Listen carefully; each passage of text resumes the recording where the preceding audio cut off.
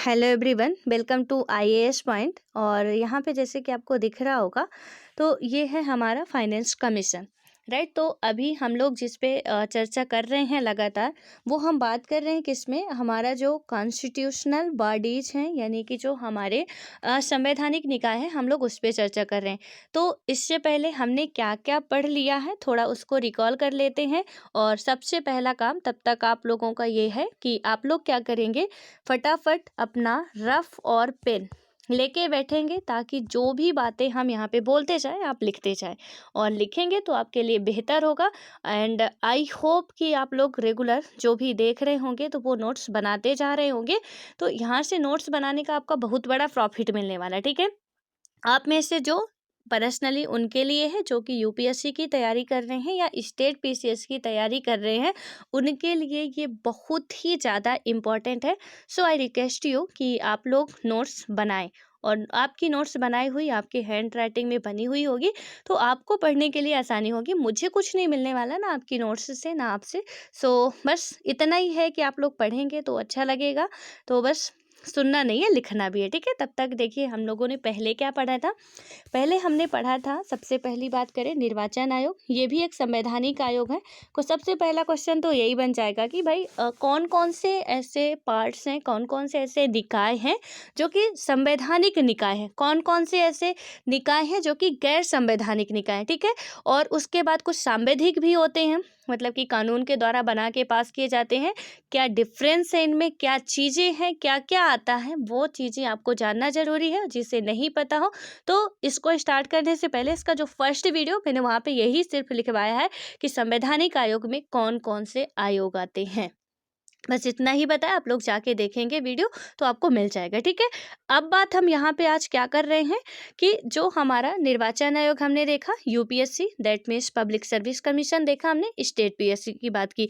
तो इनके आर्टिकल की बात करें, पहली बात तो हमें पता चल चुकी कि संवैधानिक आयोग, संवैधानिक आयोग इन द सेंस कि जिनका हमारे राष्ट्र के संविधान में क्या है, जिनके लिए पर्टिकुलर आर्टिकल मेंशन किए गए हैं, बात कही गई है कहाँ पे, संविधान में हमारे, ठीक है।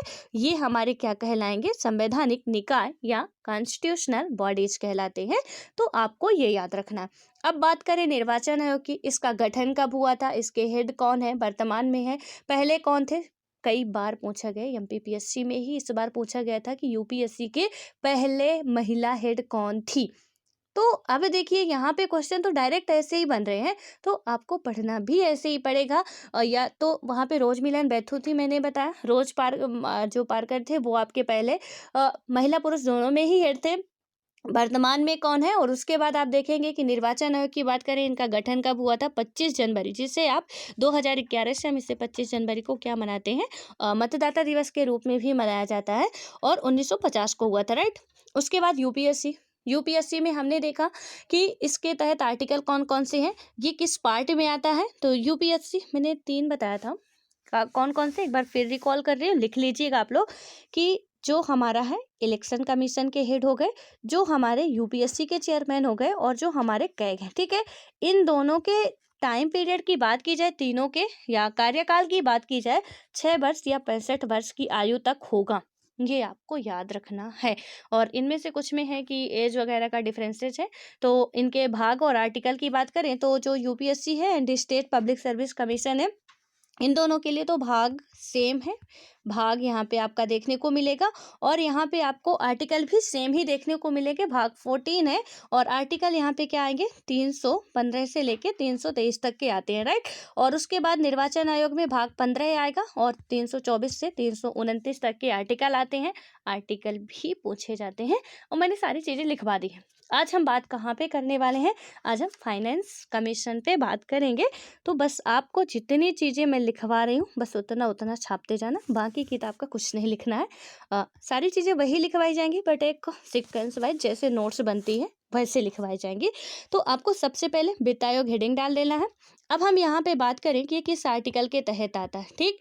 ये 280 अनुच्छेद के तहत आता है। कई सारे आप प्रीवियस ईयर के पेपर उठा के देखिए, पूछा गया है। वित्त आयोग कौन से, या फाइनेंस कमीशन, ये वित्त आयोग है, ठीक है। तो इसको ध्यान रखना है। यहाँ पे आप देखेंगे कि वार्षिक वित्तीय विवरण जो आपका आता है, बजट वगैरह पेश होता है, तो उनके लिए पर्टिकुलर अलग से आर्टिकल बनाए गए हैं। जैसे धन विधेयक के लिए 110 है, और वहाँ पे वित्त विधेयक आता है एक, वहाँ पे 117 या 12 है, ठीक है। तो एक मिनट में उसे क्लियर करके बता रही हूँ। तो यहाँ पे आप लोग देखिए कि जो हमारा वित्त विधेयक है, राइट। अभी हम किसकी बात कर रहे हैं, वित्त आयोग एक अलग है और वित्त विधेयक। तो ये जो वित्त विधेयक की यदि हम बात करते हैं तो आर्टिकल कितना आएगा, 117 आएगा। वहीं पे धन विधेयक की आप बात करोगे तो कितना आता है, 110 आता है, राइट। लेकिन जब हम बात करते हैं वित्त आयोग की, तो उसके लिए पर्टिकुलर जो आर्टिकल हमारे कॉन्स्टिट्यूशन में दिया गया है वो है 280। इसको याद रखना है, और सारी चीज़ें खिचड़ी नहीं बना देना, अलग अलग चीज़ें हैं। अब इसके बाद ये कैसा निकाय है, तो ये एक संवैधानिक निकाय है, पहले ही देख चुके हैं ये, मतलब कि किस तरीके का काम करता है। इसे अर्ध न्यायिक निकाय भी आप कहते हो, या अर्ध न्यायिक निकाय के रूप में काम करता है। अर्ध न्यायिक निकाय का मतलब है कि ये पूर्णतः इतनी ज़्यादा इसको फ्रीडम नहीं है, इतना ज़्यादा मतलब न्याय वगैरह नहीं कर सकता, बस कुछ मामलों में इसे अधिकार हैं, इसलिए बताया गया है कि अर्ध न्यायिक निकाय है। अब उसके बाद आता है कि यहाँ पे इसका जो गठन है किसके द्वारा किया जाता है और कब किया जाता है। इसका गठन मेजरली किया जाता है हर 5 वर्ष में, किसके द्वारा, जो हमारे राष्ट्र के प्रेसिडेंट होते हैं उनके द्वारा किया जाता है। हर किसमें, 5 ईयर में ये किया जाएगा। लेकिन जरूरी नहीं कि हर 5 साल में ही किया जाए, उससे पहले भी किया जा सकता है इनका गठन। तो ये याद रखना है हमें, जब भी क्वेश्चन बनेगा यूपीएससी में डायरेक्टली, या जो यूपीपीसीएस की तैयारी कर रहे हैं बिहार वगैरह की, उनमें तो स्टेटमेंट वाइज काफ़ी ज़्यादा क्वेश्चन आते हैं, तो ऐसे पूछ लिया जाता है। तो जब बात करें कि 5 वर्ष पूरा एग्जैक्ट दे दे, तो हाँ 5 वर्ष, दूसरा भी ऑप्शन हो कि इससे पहले भी, तो थोड़ा आपको याद रखना, राइट। अब आता है संरचना की, इसमें बात करेंगे हम लोग कि क्या कैसे है। इसमें हम देखें वित्त आयोग की यदि हम बात करें, एक अध्यक्ष होता है, कौन होता है यहाँ पे, एक हेड होता है, ठीक। इसके सदस्य जितने भी होते हैं, तो आप चाहे संरचना लिखें या मेंबर्स लिख लें, तो उसमें कौन होगा, एक आपका हेड हो जाएगा, हेड पर्सन होगा, 4 इसके अन्य सदस्य होते हैं, टोटल 5 होता है, ठीक है। अब इसमें क्या होता है, जिनकी नियुक्ति किसके द्वारा की जाती है, तो आपको बस नियुक्ति लिख के सामने लिख लेना है, प्रेसिडेंट या कि राष्ट्रपति। और इसके बाद अब हम बात करें कि यहाँ पे ये पुनर्नियुक्ति हो सकती है इनकी कि नहीं हो सकती, जैसे हमने देखा निर्वाचन आयोग में देखा, यूपीएससी में देखा, और इसमें देखा कि जो आपका हमारा स्टेट पीसीएस का है कि उनमें पुनर्नियुक्ति हो सकती है कि नहीं हो सकती है, तो उनमें था कि नहीं हो सकती। लेकिन अब हम बात करेंगे इसमें वित्त आयोग में कि ये पुनर्नियुक्ति भी इनकी हो सकती है, ठीक। और इनका कार्यकाल राष्ट्रपति के उस पे तय करता है कि ये कब तक इनका कार्यकाल तय करते हैं। कार्यकाल कोई ऐसा नहीं बताया गया है कि 4 साल का होगा, 5 साल का होगा या 6 साल का होगा। अब आपके मन में एक डाउट आ रहा होगा, नहीं आ रहा तो आना चाहिए, कि जस्ट अभी मैंने बताया कि 5 साल, आप में से कुछ लोगों ने यही समझ लिया होगा कि 5 साल तो इनका कार्यकाल बता के बोल रहे हैं कि कार्यकाल होगा ही नहीं। तो ध्यान से थोड़ा सुनेंगे आप लोग। यहाँ पे मैंने क्या बताया कि हर 5 साल पे एक वित्त आयोग का गठन किया जाता है राष्ट्रपति के द्वारा, ना कि मैंने ये बताया कि वित्त आयोग के मेंबर का जो टाइम पीरियड है, टेन्योर है, वो 5 साल का होगा। ये मैंने नहीं बताया, अभी मेंबर्स की बात नहीं आई, यहाँ पे भी नहीं किया गया है मेंबर्स की। जब भी आपसे कहा जाएगा कि जो वित्त आयोग है उनका जो कार्यकाल है कब तक है, तो आपको ये याद रखना है कि कार्यकाल का कोई मतलब टाइम पीरियड फिक्स नहीं है। यहाँ पे सीधे सीधे लिखा है कार्यकाल राष्ट्रपति के आदेश से तय होता है, आदेश के तहत तय होता है, राइट। अब हम बात करते हैं कि यहाँ पे इनके योग्यता की बात करें, क्वालिफिकेशन की बात करें, तो क्वालिफिकेशन इनके लिए कंपलसरी है। कुछ इनके लिए मतलब ये शर्तें रखी गई हैं, कुछ तो इनको मानना ही पड़ेगा, कुछ को फॉलो करना पड़ेगा। जैसे हेड की बात करते हैं, और ये किसके अंडर पे आएगा, मतलब कि इनके यदि अध्यक्ष या सदस्य जो हैं तो वो राष्ट्रपति इनकी योग्यता नहीं तय करेंगे, संसद पर ये डिपेंड करेगा कि वो उनकी योग्यता कैसे तय करता है, ठीक है। तो इसमें अध्यक्ष की हम बात करते हैं, तो अध्यक्ष जो होगा वो सार्वजनिक मामलों का अनुभवी होना चाहिए। यानी हमने देखा ना, एक हेड होगा, 4 अन्य होते हैं, तो जो इसका हेड होगा उसे क्या होना चाहिए, सार्वजनिक मामलों का काफ़ी ज़्यादा एक्सपीरियंस वाला वो इंसान होना चाहिए जिसे कि बनाया जाएगा। देन उसके बाद यहाँ पे आता है कि जो अन्य मेंबर्स हैं उनके लिए क्या क्वालिफिकेशन होनी चाहिए, तो ये तय कौन करेगा, संसद ही कर रही है, ठीक है। अब आता है कि इनके लिए क्या होने चाहिए, सबसे पहला कि किसी उच्च न्यायालय का न्यायाधीश या इस पद के लिए योग्य व्यक्ति होना चाहिए, यानी कि या तो वो किसी हाई कोर्ट का न्यायाधीश रहा हो, या तो नहीं रहा तो ठीक है कि उसमें क्या होना चाहिए, उतनी क्वालिफिकेशन होना चाहिए, उतना पूरा फिक्स। अब देखिए उच्च न्यायालय में भी कुछ क्राइटेरिया रखा गया है कि आप इतना इतना करते हो तभी आप एलिजिबल हो हाई कोर्ट के न्यायाधीश बनने के लिए, तो या उतनी योग्यता वो बंदा रखता हो, तब उसे अन्य मेंबर्स बनाया जाएगा। ऐसा व्यक्ति जिसे भारत के लेखा एवं वित्त मामले का विशेष ज्ञान हो, यानी कि ऐसा व्यक्ति होना चाहिए जो कह सकते हैं इकोनॉमिक्स होना चाहिए, लेखा और वित्त मामले का काफ़ी भरपूर तरीके से उसे ज्ञान होना चाहिए। ऐसा व्यक्ति हो जिसे प्रशासन और वित्तीय मामलों का व्यापक अनुभव होना चाहिए, और उसके बाद यहाँ पे ऐसा व्यक्ति जो अर्थशास्त्र का विशेष ज्ञाता हो। तो ये सारी चीज़ें जब पूरी करेंगे तो अन्य व्यक्ति जो है, अन्य मेंबर्स हैं, वो बनेंगे वित्त आयोग के। अब आता है कार्यकाल। कार्यकाल की बात की जाए तो अभी सॉरी कार्य है, कार्यकाल तो मैंने बता दिया कि टाइम पीरियड कोई फिक्स नहीं है।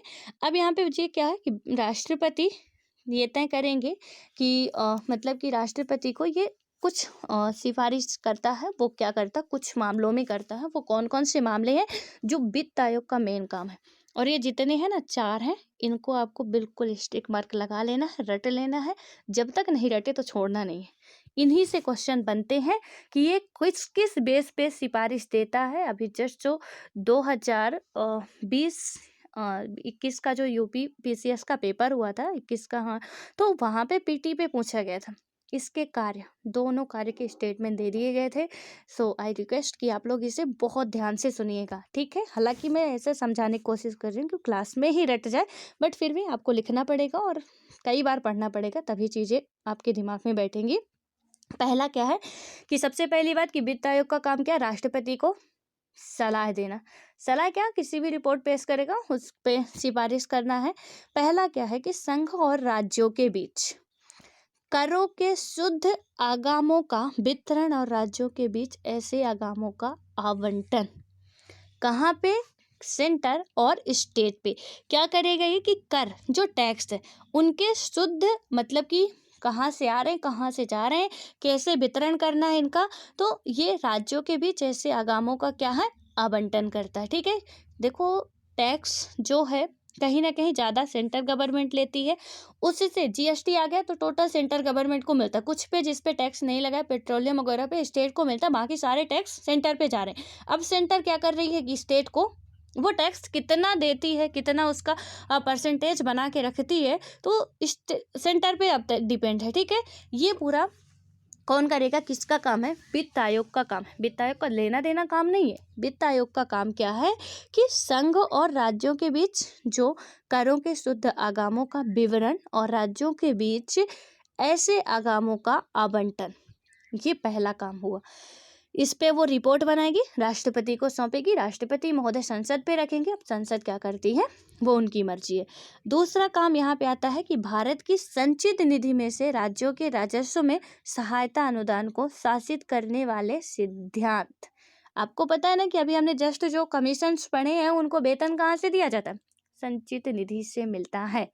जो भी सेंटर गवर्नमेंट के अंदर काम करते हैं उन्हें वेतन संचित निधि से ही दिया जाता है और बिना संसद की अनुमति के दिया जाता है। कोई इसमें रोल नहीं होता। इसमें क्या बताया गया है कि जब भी संचित, देखिए 3 निधियां हैं, उसमें समितियां हैं।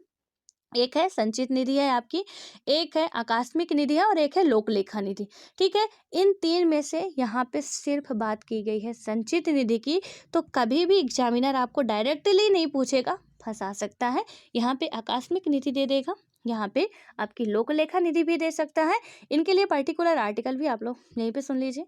आकस्मिक निधि जो होती है 267 आर्टिकल है, और उसके बाद जो आपका है संचित निधि होती है, वहाँ पे आपका आर्टिकल नंबर और लोक लेखा निधि के लिए दोनों ही आर्टिकल सेम है, 266 पे आता है, ठीक है। अब इसमें संचित निधि पे सिर्फ बात की गई है। ये याद रखना आपको कि संचित निधि में से क्या है कि राज्यों के राजस्व में सहायता अनुदान को शासित करने वाला सिद्धांत, तीसरा है कि राज्य वित्त आयोग द्वारा की गई सिफारिशों के आधार पर राज्य में नगर पालिकाओं और पंचायतों के संसाधनों की अनुपूर्ति के लिए राज्य की संचित निधि के संवर्धन के लिए आवश्यक उपाय। राज्य में भी संचित निधि होती है, तो डिपेंड तो कहीं ना कहीं सेंटर के टैक्स से या सेंटर के पैसे में ही करने हैं इन्हें, तो इसमें इसी के आधार पे ये सिफारिश करते हैं। अब हम बात करते हैं चौथा क्या है कि राष्ट्रपति द्वारा आयोग को सुदृढ़ वित्त के हित में निर्दिष्ट कोई अन्य विषय भी हो तो उस पे भी ये सलाह दे सकते हैं, सिफारिश कर सकते हैं। अब यहाँ पे जो सबसे बड़ी बात आती है कि 1960 तक जो था ये आयोग जो थे असम, बिहार, उड़ीसा, पश्चिम बंगाल था और प्रत्येक जो भी वर्ष क्या था कि जूट और जूट उत्पादों के निर्यात शुल्क में निवल प्राप्तियों के एवज में दी जाने वाली सहायता राशि के बारे में भी ये सुझाव देता था कि किस तरीके से है। संविधान के अनुसार अब क्या किया गया, यह सहायता राशि 10 वर्ष की अस्थायी अवधि तक दी जाती रही। ठीक है, तो इसमें से आपको अब ये याद रखना है कि यहाँ पे कौन इसका कार्य क्या क्या है, राष्ट्रपति को सिफारिश देता है, ठीक है, बट किस आधार पे देता है, क्या क्या किस किस फील्ड पे देता है, ये याद रखना है। तो ये रिपोर्ट किसे सौंपेगा, अपनी जितने मैंने ऊपर सब्जेक्ट बताया उस पे वो बनाएगा, सौंपेगा किसे उसकी रिपोर्ट, राष्ट्रपति को। राष्ट्रपति क्या करते हैं कि उस रिपोर्ट को संसद में पेश करते हैं, संसद के दोनों सदनों में इसे रखता है। अब ये क्या है कि रिपोर्ट क्या करती है यहाँ पे कि रिपोर्ट के साथ उसका आकलन संबंधी ज्ञापन एवं इस संबंध में उठाए जा सकने वाले जितने भी कदम के बारे में पूरा विवरण भी रखा जाता है। लेकिन ये नहीं कि वो मानेंगे ही, कुछ स्थितियों में मानते हैं बट कुछ जो कि बहुत ही ज़्यादा बाध्यकारी होते हैं कि मानना ही है तो मानेंगे, अदरवाइज ऐसा नहीं है कि वो इस जो भी ये रिपोर्ट पेश कर रहे हैं उसे मानने के लिए बाध्य ही होंगे, ये बात आपको याद रखनी है। अब आता है कि जो सलाहकारी की भूमिका की हम बात करें कि किस तरीके से सलाहकारी की भूमिका है, तो वित्त आयोग आपको पता है कि इसकी सिफारिश की प्रकृति सलाहकारी होती है। जो सिफारिश करेगा ना, इसकी प्रकृति क्या होगी, कैसी, एक सलाहकार के रूप में है। जैसे मान लीजिए मैंने आपको क्या किया कि आप एक बहुत बड़े बिजनेसमैन है, आपने मेरे को वित्त मंत्रालय सौंप दिया, अपना मतलब फाइनेंस का जितना काम है आपने मुझे दे दिया, ठीक है। अब क्या हो रहा, वहाँ पे मैं कहूँ आपको कि भाई क्या करना आपको, अब मालिक तो आप हो, सारे काम तो आप कर रहे हो, तो अब ऐसे कि कहाँ खर्चे करने हैं, आपके पैसे का कहाँ इन्वेस्टमेंट करना, आपसे बेहतर कोई नहीं जान पाएगा। तो वहाँ पे मैं ये कह सकती हूँ कि सर आप अभी थोड़े टाइम के लिए अपने आप को मेरे सर ही समझिए, तो मैं वहाँ पे इतना ज़रूर कह सकती हूँ सर इस फील्ड में ऐसा ऐसा काम करने लायक है, यदि हम यहाँ पे पैसा इन्वेस्ट करते हैं या यहाँ से पैसा अपना निकालते हैं तो हमारे लिए प्रॉफिटेबल होगा, राइट। तो हमने इतनी बात कह दी, अब आपने सुन ली प्यार से, लेकिन अब हम ये नहीं कहेंगे कि सर बिल्कुल आप हमारी बात माने ही, और आपको भी ना मानने का पूरा हक है। अब आप क्या करेंगे, ठीक है देखते हैं। अब आप सोच विचार करेंगे, आपको लगता है कि मानने लायक है तो मानेंगे, लगता है कि नहीं मानने लायक है तो नहीं मानेंगे। मैंने सिफारिश भी की, सलाह भी दी, लेकिन नहीं मानना है आपको, तो इनकी जो सिफारिश है वो किस बेस पे है, एक सलाहकारी बेस पे है, ठीक है। तो यहाँ पे संसद चाहे तो माने चाहे तो ना माने, अब ये मानने के लिए बाध्य नहीं है। यह क्या होता है कि केंद्र सरकार पर निर्भर करता है कि वह राज्य सरकारों को दी जाने वाली सहायता के संबंध में आयोग की सिफारिश को लागू करे, तो इन पे डिपेंड करता है कि ये क्या करेगी, ये बातों को ध्यान रखना है। अब क्या होता है कि हो गया, सीधे शब्दों में कहें या उल्टे शब्दों में कहें, सीधा सा मतलब है कि ये मानने के लिए बाध्य नहीं है। कौन, जब संसद पे जाता है। राष्ट्रपति तो बस राष्ट्रपति को ये रिपोर्ट सौंपा, राष्ट्रपति ने संसद को दे दिया, राष्ट्रपति का हाथ साफ, राष्ट्रपति महोदय से अब कोई मतलब नहीं है। संसद में अब ये जो भी फैसला लेंगे वो आगे देखा जाएगा कि अब क्या होता है, ठीक। अब उसके बाद आता है कि जो वित्त आयोग है एक संवैधानिक निकाय है जो कि अर्ध न्यायिक तरीके से यहाँ पे कार्य करता है, तथा इसकी जो सलाह है आप देखेंगे कि हम यहाँ पे यदि बात करें कि जो हमारा वित्त आयोग है, ठीक है, तो ये क्या है, एक संवैधानिक आयोग तो है ही, निकाय है। ये कैसे काम करता है, अर्ध न्यायिक पहले ही देख लिया। इसकी सलाह को भारत सरकार तब तक मानने के लिए बाध्य नहीं है जब तक कि कोई बाध्यकारी कारण ना हो। बिल्कुल है कि आप कितना भी चिल्लाओ, सलाह देना काम है, सलाह देने के लिए रखे आप दो, पर आप ऐसा नहीं कि हमने सलाह दी, हमारी एनर्जी वेस्ट हुई, हमारी एनर्जी वापस करो या हमारी सलाह मानो, ऐसे वाला काम आप करेंगे नहीं, ठीक है। और करेंगे तो क्या है, आप राष्ट्रपति के प्रसाद पर हैं तो निकाल ही दिए जाओगे, कोई सिक्योरिटी तो है नहीं। अब इसके बाद आएगा कि संविधान के, यदि हम देखें कि भारत के संविधान में इस बात की भी परिकल्पना की गई है कि वित्त आयोग के यहाँ पे जो राजकोषीय संघवाद के संतुलन में भूमिका निभाएगी, किसमें, राजकोषीय संघवाद के संतुलन में। अब यह होता है कि यद्यपि पूर्ववर्ती जो योजना आयोग थी गैर संवैधानिक और गैर सांविधिक निकाय के प्रादुर्भाव के साथ केंद्र राज्य के जो वित्तीय संबंधों में इसकी भूमिका में कमी आई, और चौथे वित्त आयोग के अध्यक्ष जो थे आपके डॉक्टर पी.बी. राजमन्नार ने क्या किया, संघीय राजकोषीय अंतरणों में पूर्ववर्ती योजना आयोग एवं वित्त आयोग के बीच कार्यों एवं उत्तरदायित्वों की अतिव्याप्ति को बताया। यहाँ पे उन्होंने ये बताया, सीधा सा मतलब है कि भाई आप योजना आयोग ला रहे हो, स्कीम चला रहे हो, कहीं ना कहीं इसमें हमारी गड़बड़ी हो रही है, क्योंकि स्कीम योजना आयोग के अंतर्गत जितनी भी आती थी, आपको पता है कि योजना आयोग का जब फॉर्मेशन हुआ, योजना आयोग का पूरा टारगेट क्या था, टॉप टू बॉटम, ठीक। अब भाई वो टपकन सिद्धांत के नाम से भी जाना जाता है, इकोनॉमिक्स में आप पढ़ेंगे इससे डिटेल से, तो थोड़ा सा मैं यहाँ पे समझा देती हूँ। जो योजना आयोग हमारी आती है वो किस सिद्धांत पे काम कर रही थी, टपकन सिद्धांत पे काम कर रही थी। अब टपकन सिद्धांत का मतलब क्या है कि मान लीजिए ऐसा है पिरामिड, ठीक है। अब आपने इसका टारगेट रख दिया टॉप टू बॉटम। अब ये टॉप टू बॉटम में हमारा क्या आएगा यहाँ पे, तो ये मान लीजिए कोई स्कीम आई, ठीक है, पैसा पास हुआ, बिल पास हुआ। अब यहाँ पे रुपया आ रहा, यहाँ पे आएगा, पहले इनके पास आएगा, जिनके पास सब कुछ था उनके पास आ रहा पहले, जिनके पास थोड़ा कम था उनके पास फिर जाएगा, फिर इनसे यहाँ से टपकते टपकते टपकते टपकते टपकते यहाँ से आके बूंद तो बिल्कुल छोटी हो जानी है। अब इसी को कहते हैं टपकन सिद्धांत, यानी कि रियल में जिससे जरूरत थी उस व्यक्ति तक आते आते वो पैसा तो बचा ही नहीं, जो इनके लिए था जरूरी वो तो यहाँ से आते आते ही खत्म हो चुका था।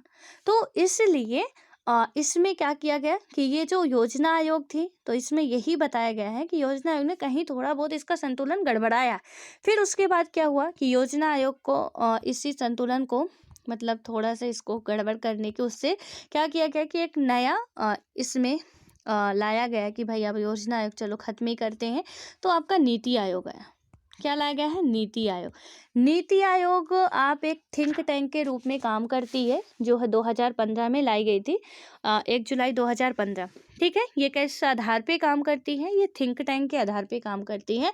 तो नीति आयोग में अब क्या किया गया है कि उसमें बॉटम टू टॉप की बात की गई है, ना कि टॉप टू बॉटम की बात की गई है, कि जो भी स्कीम्स आएंगी, योजनाएं आएंगी, जो भी पैसा वगैरह आएगा पहले यहाँ पे लगाया जाएगा, उसके बाद यहाँ पे जाएगा, क्योंकि इनको ज़रूरत नहीं है, रियल में इनको ज़रूरत नहीं है, ज़रूरत इनको है, राइट। तो पहले हम खर्च कहाँ पे करेंगे, पहले इन पे खर्च करेंगे, कुछ बचा तो हम इन पे भी कर देंगे, हालांकि उनको ज़रूरत ही नहीं है। तो ये वाला थोड़ा सा कहीं ना कहीं, हालांकि वही है कि खैर अब जितना भी काम होता है तो होता ही है, लेकिन ये सारी चीज़ें इसी बेस पे बनाई गई थी कि हम करेंगे। नीति आयोग आप समझेंगे, नीति आयोग भी कई सारी रिपोर्ट पेश करती है, जो कहती है कभी हो नहीं पाता है, बट हाँ कहती है। तो इसको थोड़ा सा आपको ध्यान रखना है। ये रहा आज का हमारा वित्त आयोग। अब देखते हैं कि इसमें से बाई चांस लक ही खराब हुआ तो आजकल पूछ लेते स्टेट वाले, तो और ही ज़्यादा मतलब अब कहेंगे ही क्या, एसएससी और रेलवे वाले भी ऐसे टफ क्वेश्चन बनाते हैं कि दिमाग की हवा निकल जाती है। तो स्टेट वाले या जो पीसीएस वाले हैं उनका तो आप लेवल सोच ही सकते हैं। तो इनमें हो सकता है कि इन पे भी पूछ लेता है।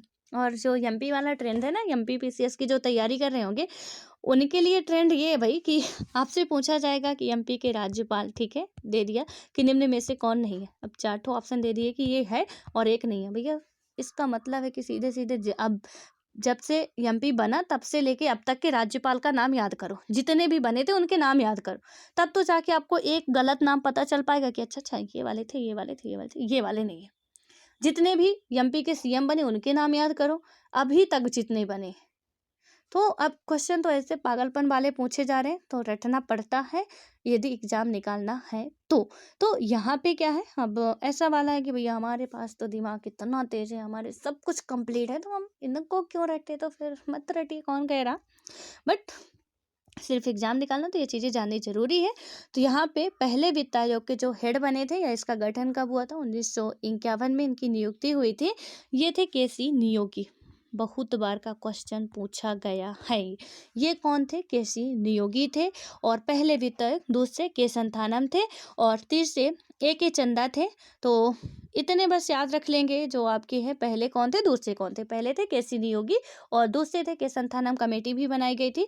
तो आपको ये याद रखना, ठीक है। पहले कौन थे? केसी नियोगी, दूसरे थे कौन? के संथानम। अब आते हैं, हम बात करें कि 15 में, अभी जो 15वां वित्त आयोग चल रहा है ना, यहाँ पे 14वें तक ही लिखा गया है, लेकिन प्रेजेंट टाइम में 15वां वित्त आयोग चल रहा है। तो जो 14वें हैं वो वाई बी रेड्डी हैं, ठीक है। इनकी रिपोर्ट जो प्रस्तुत की गई थी 2015 से 20 तक की थी, लेकिन अब जो बने हैं 15 में वो हैं एन के सिंह, ठीक है। तो इनको याद रखना है आपको नाम। और उसके बाद 2017 में इनकी यहाँ पे हम देखें नियुक्ति थी और ये रिपोर्ट अपनी 2019 में पेश करते हैं। इनकी रिपोर्ट का जो है कि कब तक रहने वाला, 2020 से 2025 तक इनकी रिपोर्ट जो भी बात की गई थी, दिए थे इन्होंने, उन पे बात चर्चा होने वाली है। तो आपको ये याद रखना है कि कब का क्या है, ठीक है। कौन कौन से? पहले के सी नियोगी, दूसरे हैं के संथानम और तीसरे हैं ए के चंदा। तीसरे तक ना भी याद रहे तो चलेगा। आपके हैं 14वें कौन है? एन के सिंह है। और वाई बी रेड्डी आपके जो 14वें, सॉरी वाई बी रेड्डी 14वें हैं। और 15वें कौन थे आपके, या 15वें हैं एन के सिंह है। इनकी रिपोर्ट कब से कब तक की है, तो 2000, यहाँ पे देखें हम, रिपोर्ट के क्रियान्वयन का जो वर्ष है वो 2020 से 25 तक का है, ठीक है। अब हम बात करते हैं, यहाँ पे 2 आर्टिकल हैं। एक तो मैंने 280 का बता ही दिया, 281 का क्या, वित्त आयोग की जो अनुशंसाएं हैं उस पे चर्चा करता है। ये रही। अभी तक आपको क्या लगता है हमने कितने आर्टिकल्स पढ़ चुके हैं? आर्टिकल तो हमने पहले फंडामेंटल राइट में ही काफ़ी सारे आर्टिकल्स, यानी कि नीति आयोग, सॉरी डीपीएसपी के जितने भी आर्टिकल्स हैं, और 36 से 51 तक के, ठीक है, उनको हमने पढ़ा। 1 से 4 तक जो आपका भारत राज्य संघ का आता है, उसके बाद नागरिकता के 5 से जो 11 तक के आते हैं उनको भी हमने देखा। उसके बाद जो आपका 12 से लेके 35 तक का आता है फंडामेंटल राइट में, उनको भी हमने देखा आर्टिकल्स को कि क्या क्या बातें कही गई हैं। देन उसके बाद हमने क्या देखा, डीपीएसपी का भी देखा, प्रेसिडेंट के, हालांकि मैं आर्टिकल पूरे पढ़ा चुकी हूँ पहले से भी, बट अभी जो साथ साथ आ रहे हैं, ठीक है। और आपने देखा कि यहाँ पे 315 से लेके 323 तक के आर्टिकल डायरेक्टली किस में आ गए, भाग 14 में आ गए, यानी कि यूपीएससी और स्टेट पीएससी में आ गए। दोनों के लिए आर्टिकल सेम ही है, ठीक है। उसके बाद हमने 300 के उधर 24 से 29 तक की बात कर ली। कहाँ पे आपके आ गए थे? निर्वाचन आयोग में आ गए थे। 280 का हमने यहाँ पे जिक्र किया, 280 81 का। देखिए इस तरीके से आपकी आर्टिकल्स धीरे धीरे खत्म होते जा रहे हैं। और मैंने 266 67 का भी आपको बताया था कि उसमें क्या है। यहाँ पे अभी हमने जस्ट चर्चा की कि आर्टिकल 110 में क्या है, धन विधेयक है। 117 में क्या है, आपका वित्त विधेयक है। तो इन बातों को भी जब भी मैं बोलती हूँ ना, तो लिखते रहा करिए। हर बात को बोलना जरूरी नहीं है कि बेटा यहाँ पे हम ये बोल रहे हैं तो आप लिखो। तो इसलिए बेहतर है कि आप इतने सिंसियर हो चुके हैं कि कभी लगे कि ये चीज़ें लिखने लायक है तो वहीं पे छाप लिया करिए, वो आपके लिए अच्छा होगा।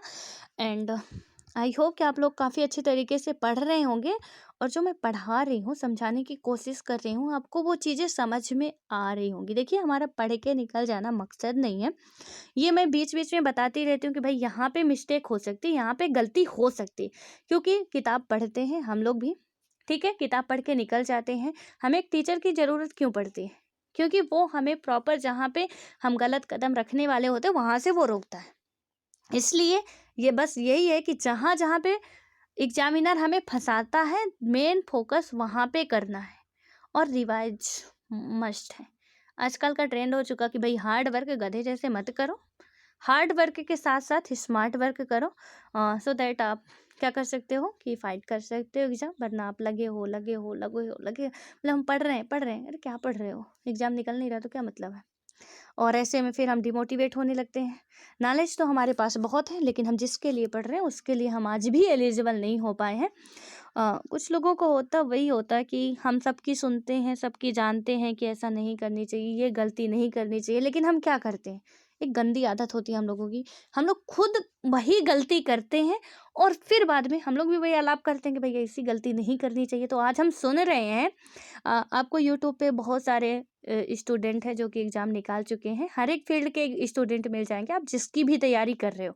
वो अपनी सारी गलतियाँ बताते हैं, मिस्टेक्स बताते हैं। तो वहाँ पे हमें वो मिस्टेक्स नहीं करनी चाहिए दोबारा।